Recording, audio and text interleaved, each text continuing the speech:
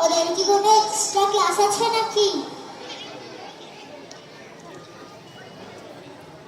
আসসালামু আলাইকুম ওয়া রাহমাতুল্লাহি ওয়া বারাকাতুহু। ওয়া আলাইকুমুস সালাম। কেমন আছো আমার বাচ্চারা? আলহামদুলিল্লাহ, আমরা ভালো আছি। আজকে দুনিয়া থেকে কি শিখেছো? আপন আত্মীয়জনদের সাথে ভালো ব্যবহার করো, যদিও সে তোমার সাথে খারাপ ব্যবহার করে, কেননা আত্মীয়তা ছিন্নকারী জান্নাতে প্রবেশ করবে না। পিতা ও মাতার সাথে ভালো ব্যবহার করো, তাহলে তোমার সন্তান ও তোমাদের সাথে ভালো ব্যবহার করবে। মাশাআল্লাহ। আর তুমি কি শিখেছো? প্রতিবেশীর সাথে ভালো ব্যবহার করবে। আল্লাহ তাআলা অনর্থক কথাবার্তাকে অপছন্দ করে, চুগলি করো না।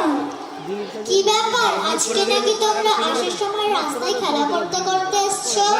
আব্বু, আগামীকাল হবে না ইনশাআল্লাহ। ঠিক আছে, আল্লাহ তাআলা তোমাদেরকে শয়তানের প্রবঞ্চনা থেকে রক্ষা করুন। মা, এক গ্লাস পানি দাও।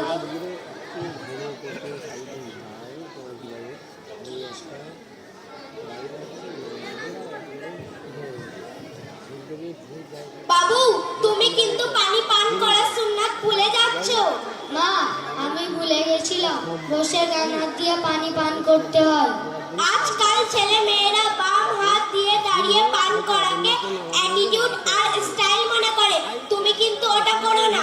জি আম্মি, অ্যাটিটিউড আর স্টাইল আমাদের নবী সাল্লাল্লাহু আলাইহি ওয়াসাল্লামের সুন্নাত পালন করার মধ্যে থাকবে ইনশাআল্লাহ।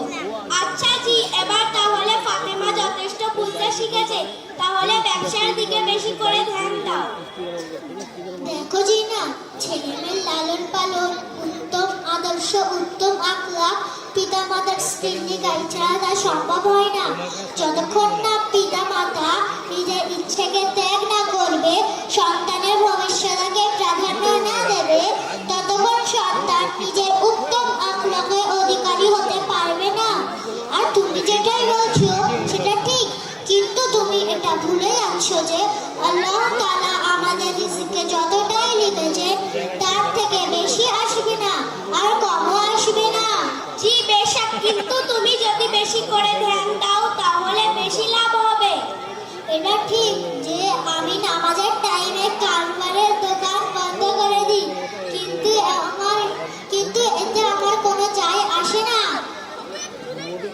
আমি বুঝতে পেরেছি, বাচ্চাকে পরিবর্তনের আগে নিজেকে পরিবর্তন না করবে, নিজে উত্তম আখলাকের অধিকারী না হবে, নিজের ফ্যাশনকে পর্দা না করবে, কি